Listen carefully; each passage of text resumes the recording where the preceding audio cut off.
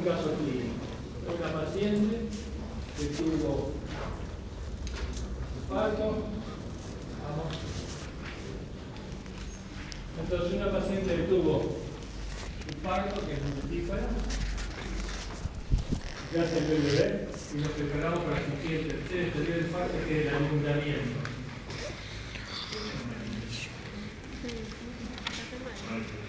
A la infección nos encontramos una paciente después del parto, el solo esfuerzo del infusco, las contracciones, está relajada, está tranquila, tiene su bebé, la paciente es todas las horas de trabajo de parto y los parámetros clínicos dentro de las funciones normales.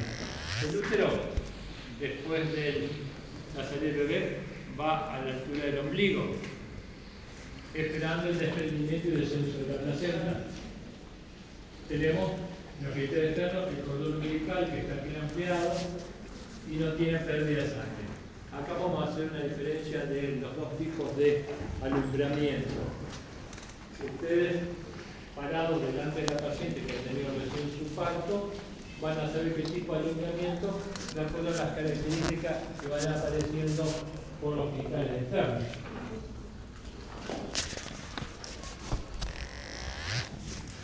El alumbramiento. Entonces transparente están los que. Unos minutos después de que sale el bebé, se comienza a modificar la altura uterina. Realmente se eleva y se lateraliza en la derecha, produciéndose el desprendimiento de la placenta y mover todo eso. Y después desciende hacia el hipogastrio cuando se desprende la placenta y desciende. Entonces, ¿qué vamos a ver? La pinza que está clampeando el cordón baja. Es decir, que se desprende la placenta, entonces vemos un signo que baja el cordón con la pinza.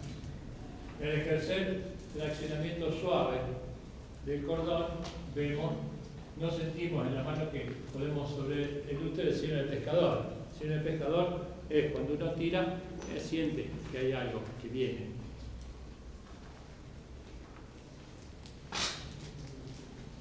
Entonces, si inferimos que la placenta está en vagina, podemos hacer otra cosa, tactar, poner la mano y nosotros podemos tocar la placenta. Así que la placenta ya se desprendió y descendió y está en la vagina o en la parte de abajo del útero. Entonces nosotros podemos hacer maniobras de compresión del fondo del útero y traccionar suavemente el cordón para que salga la placenta. Esto no es necesario que lo sepan, pero la maniobra de Dublín es cuando sale la placenta, debemos ir rotándola para que las membranas tomen más fuerza y no se desgarren, porque hay membranas que son muy friables, así que vamos tirando y se van rompiendo y nos puede quedar algún resto de membranas dentro del útero que nos puede dar una complicación en el post-alumbramiento. Esto es como ustedes tienen 4 varillitas, si las rompen de a una es fácil, pero si agarran las 4 varillitas juntas es más difícil romperlas. El objetivo de dar vuelta a las membranas y rotarlas es para que tome fuerza y no quede el resto de las membranas. Esto no lo tienen que saber. Entonces el útero cambió su característica, la consistencia es leñosa porque sigue habiendo contracciones después de que sale el bebé para producir el desprendimiento y descenso de la placenta. Entonces vamos a hablar de esto, el alumbramiento normal. Hay varios tiempos del alumbramiento. Uno es, se desprende la placenta, recuerden. El bebé se puede asfixiar. Usted puede tomar medidas o conductas apropiadas para evitar la anoxia fetal, cesárea, vacuum, ventosa, force, según en qué plano esté y qué situación esté la dilatación del cuello. Pero como la placenta no se asfixia, podemos esperar un tiempo para que se desprenda y descienda. Entonces primero se desprende la placenta. Al caer la placenta se desprenden las membranas, desciende la placenta y se expulsa la placenta. Es fácil. Placenta, membranas y desciende. Debemos recordar dentro de la hemorragia postparto es el 6% de las hemorragias, aparte de la placenta previa, hemorragia entre partos, aborto, 6-7% de hemorragia postparto. Sobre todo, las pacientes multíparas son las que hay que tener cuidado, y que no por tener muchos hijos los partos son mucho más fáciles y menos complicados, porque cada parto representa que parte del músculo uterino es reemplazado por tejido fibroso, y de esa manera en las multíparas la contracción del útero no es tan fuerte como fuera de la primípara. Por eso después del primer parto el útero se contrae bien y las pacientes no tienen las contracciones dolorosas del puerperio cuando da la teta, que es los entuertos. En cambio las multíparas, como el útero queda un poco distendido, un poco dilatado, cuando el bebé se prende al pezón, se provoca el reflejo de Ferguson que descarga oxitocina para los vacinos glandulares, que la leche salga más fácilmente, pero también va a actuar sobre el útero produciendo contracción. Entonces las multíparas tienen entuertos mucho más dilatados y pueden tener hemorragia del posalumbramiento. Tenemos dos tipos, Godelot-Duncan, las dos son Godelot y Godelot-Schulz. Si seguimos el abecedario, vamos a ver, la D va primero y la S va después. Entonces, Godelot-Duncan es cuando se desprende la placenta por el borde. Se desprende la placenta por el borde, se desprenden las membranas, sale primero la sangre y después sale la placenta. Por eso cuando están frente a la paciente y están, si tiene una episiotomía o tienen que hacer una sutura, les dificulta realizar la sutura porque empieza a bajar sangre. Lo que tienen que hacer es dejar de suturar, producir el alumbramiento y volver después a suturar porque la sangre sigue saliendo. Entonces, delante de la paciente, ustedes se van a dar cuenta qué tipo de alumbramiento es. Si sale primero la sangre, es Godelot-Duncan. En cambio, cuando el hematoma es retroplacentario, cuando se desprende baja, después asciende, y en cambio el Godelot-Schulz, la placenta se desprende y el hematoma queda detrás de la placenta, entonces la placenta cae y el hematoma está atrás. Ustedes, si tienen que hacer una episorrafia, que es la sutura del periné, de la episiotomía, pueden hacerla tranquilamente porque la placenta no se desprende por su borde y no sangra. Entonces sale la placenta y después sale el hematoma. Esa es la única diferencia entre el Duncan y Schulz-Duncan. Primero sale la sangre y después el otro sale la placenta. Entonces estas son las modificaciones que hay en el útero, que se va para arriba porque se produce el hematoma retroplacentario, todo un mecanismo fisiológico. Y para este signo del pescador, que habíamos hablado, traccionamos del cordón y vemos que está prendida la placenta porque el útero se viene para abajo, como la bollita que se mete para abajo. Y hay unas maniobras para tratar de desprender la placenta. También se aprieta de esta manera, entonces se puede prender un poco la placenta. Esto es expresión del útero. Cuando nosotros sabemos que la placenta está en vagina, podemos apretar desde arriba, desde la parte inferior del ombligo del abdomen, donde está el fondo del útero, apretar y traccionar, como les dije antes, traccionar el cordón para que salga la placenta. Cuando sale la placenta, ¿qué hacemos? Vamos a revisar la placenta.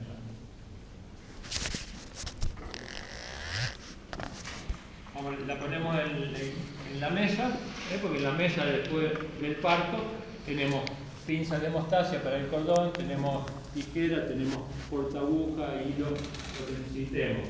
La ponemos ahí, estiramos, miramos si está toda la placenta íntegra, si no le faltan cotiledones, y miramos las membranas. Y recuerden que cuando sale la placenta vamos rotando para que tome fuerza y venga toda. No tire mucho porque se va a quedar con la membrana atrás. Y cuando la placenta, ustedes quieren sacar la placenta y apoyar el fondo, tampoco hay que tirar mucho porque se van a quedar con el cordón en la mano. Entonces, cuando se desprende, hay pérdida sanguínea, si es marginal, disminuye el diámetro y desciende el útero, la pinza, sobre todo la pinza va cayendo, porque lógicamente se prendió la placenta y va bajando, entonces también baja la pinza. Y cuando nosotros empujamos el útero hacia arriba, el cordón no sube, quiere decir que está desprendida. O traccionamos el cordón y no notamos que desciende el útero. Lo importante es saber cuánta es la pérdida sanguínea. Normalmente, después de un parto, ¿cuánta sangre se pierde? Normalmente se pierde entre 300 y 500 mililitros después del parto. Cuando la hemorragia es mayor de 500, puede ser una hemorragia postparto por atonía uterina o por retención de restos. Pero cuando se pierde más de 1 litro de sangre, hay una hemorragia severa y la paciente puede entrar en shock por hemorragia. Por eso lo que hacemos es inmediatamente después del alumbramiento le inyectamos oxitocina a la paciente para que se contraiga el útero y no tenga una hemorragia postparto. También recuerden que las pacientes que tienen muchos partos uno atrás de otro, a veces enganchan su embarazo con anemia, hipoproteinemia, que repercute en forma negativa en el bebé. Y también, si están anémica y hipoproteinemia que tienen una cesárea, la reparación de la herida no se hace correctamente porque tiene hipoproteinemia. Entonces, hemorragia severa es más de 1000, normal entre 300 y 500.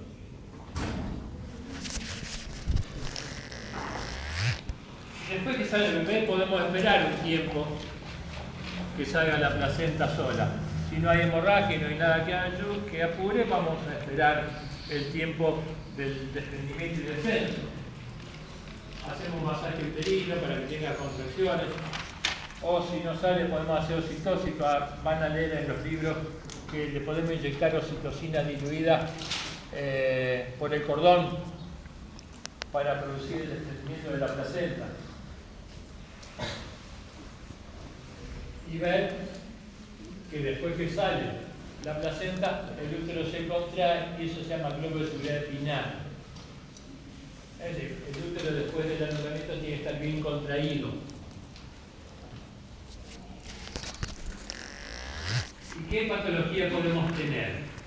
La placenta puede no salir, se queda la placenta dentro del útero y no sale. Esperamos media hora y después de la media hora nosotros empezamos a tener conductas activas. Porque normalmente la placenta ya tendría que haber descendido y haberse expulsado. O podemos tener hemorragia de movimiento, recuerden las multíparas es mucho más factible esto. O si nosotros buscamos mucho, en multíparas se puede invertir el útero y aparecer en la vagina.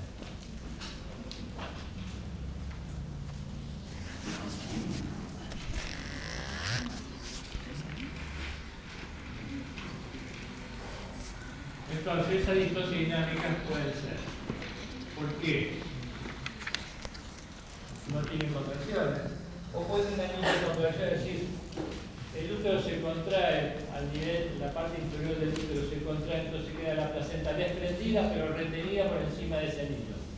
Patología que a veces sucede cuando usamos mucha oxitocina. O anatómica. ¿Por qué? Porque la placenta tiene una adherencia normal. Después vamos a ver eso. O salió la placenta y quedó algún pedacito, algún cotileo aberrante que quedó ahí, o quedó algún pedazo de la placenta dentro del útero que va a producir una hemorragia de posalumbramiento. Cuando queda la placenta retenida, hay que hacer anestesia general, poner la mano y desprender la placenta. 1% más o menos de los partos pueden requerir alumbramiento manual. Siempre hacemos algunas cosas para tratar de evitar la anestesia, pero a veces hay que ir a buscarlo. Pero a veces nos encontramos que es una patología de la placenta que se llama placenta íngreta o pérgeta, que ahora vamos a ver que son distintos y eso nos va a llevar a una histerectomía. Y esto es la ley de contracción. Entonces, la placenta tiene el hematoma retropresentario, pero queda retenida por arriba, entonces hay que hacer relajar el útero y la placenta sale. Eso no lo digo. Entonces, dentro de la hemorragia del alumbramiento, antes que se expulse la placenta, puede haber hemorragia. ¿Por qué? Porque tenemos inercia, porque tenemos hipercontracción, o deben ser la placenta, una de ellas es la placenta ácreta. O hay lesiones de partes blandas. Si el bebé pasa por todo el cuello, por toda la vagina y todo el perine, puede haber un desgarro del cuello que sangra, un vaso del cuello del útero sangra, un desgarro de vagina que sangra, a pesar de que ustedes ven que el útero está bien contraído, tiene un buen globo de seguridad pilar, pero sigue perdiendo la paciente. Entonces hay que revisar bien, a ver qué es lo que pasa y eso se sutura. ¿Qué es una distosia? Normalmente, en el trabajo de parto, se produce una dinámica uterina que serían 3 contracciones en 10 minutos de 45 a 50 segundos de duración. Cuando eso no es normal, es distosia. Por ejemplo, en vez de tener un marcapaso, habría dos. Son distosias dinámicas. Distosia de la contracción. ¿Entendió? Y después que sale la placenta, puede haber, como dije ya, retención de resto placentario, la inercia del coagulamiento sobre todo en las multíparas y raramente el efecto de coagulación. El atletismo placentario sucede a veces en el cual normalmente la placenta se inserta y no llega al miometrio, pero cuando invade el miometrio, llegan al miometrio, se llama placenta ácreta. Esta se puede desprender, a veces tenemos que hacer un legrado post-alumbramiento con una cubierta especial más grande, que se llama cubierta espinal, como un cucharón chiquitito que raspa todas las paredes del útero tratando de sacar toda esa placenta que está adherida. Es como las raíces, cuando ustedes ven que han sacado del piso una gramilla, que se ven todas esas raíces pequeñitas, bueno, eso es. Entonces hay que tratar de sacarlo. Cuando invaden el miometrio, se llama increta. Y cuando llegan a la pared uterina y pasan a la serosa, se llama péncrita. Ácreta, increta y péncrita. Estas dos realmente van a terminar en histerectomía. ¿Cuáles dos? Estas dos van a terminar en histerectomía, estas veces no. ¿Por qué? Porque nosotros legramos y no podemos sacar y no se para la hemorragia. Entonces, ante la patología del post-alumbramiento, que es una hemorragia importante y el útero no se contrae y sigue perdiendo, la única solución es histerectomía.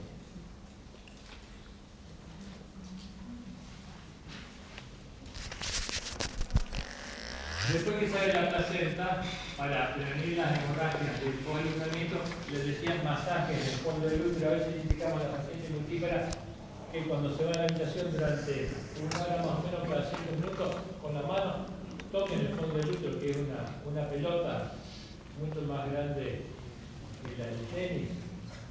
O sea, masaje así porque eso estimula la contracción y disminuye la pérdida sanguínea.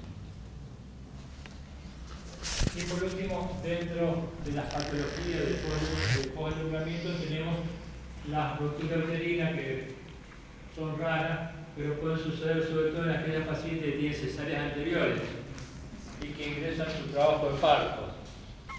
No toda paciente que tiene una cesárea anterior, su próximo embarazo va a terminar en cesárea. Depende de las condiciones. Primero, que la causa que indicó la primera cesárea no persista. Por ejemplo, embarazo de 40 semanas en podálica primigesta. La operamos. El segundo también viene en podálica de nalga, la vamos a operar. Con 2 cesáreas anteriores, la tercera sí es cesárea.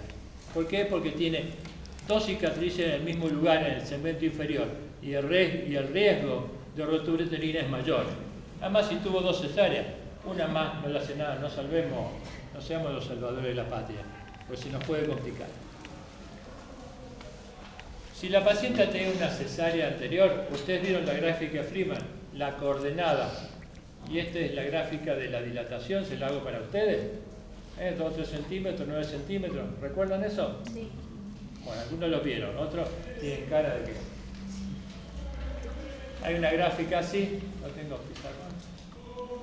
Una gráfica así, en la cual decimos, bueno, si empieza el trabajo de parto, lo vamos a esperar. Si va siguiendo la curva normal de la gráfica de Freeman, lo esperamos. Pero si está con 4 centímetros de dilatación a las 2 de la tarde y a las 4 de la tarde está con 4 centímetros de dilatación a las 2 de la tarde y a las 4 de la tarde sigue con 4 centímetros, a esa paciente la operamos porque la gráfica de Freeman, que tenía que ser así, llega hasta acá y se estabiliza en la dilatación. Algo está pasando. Ahí lo operamos. De esa manera vamos a tratar de evitar alguna complicación. Depende también de que tenga buena dinámica, porque a veces tienen distosia de la contracción, tiene una contracción buena y una contracción mala, y le decía el médico, ataca con contracción, sí, tiene contracción cada 5 minutos, pero tiene una buena y una mala, una buena, una mala, una mala y una buena. No progresa bien el trabajo de parto, pero si tiene lo que corresponde, 3 a 5 contracciones en 10 minutos, de 45 a 50 segundos, y que después de la contracción nosotros podemos evaluar el tono normal, que es deprimir el abdomen, deprimir el útero y tocar las partes fetales, eso dice que el tono es normal y estaría entre 8 y 12 milímetros de mercurio.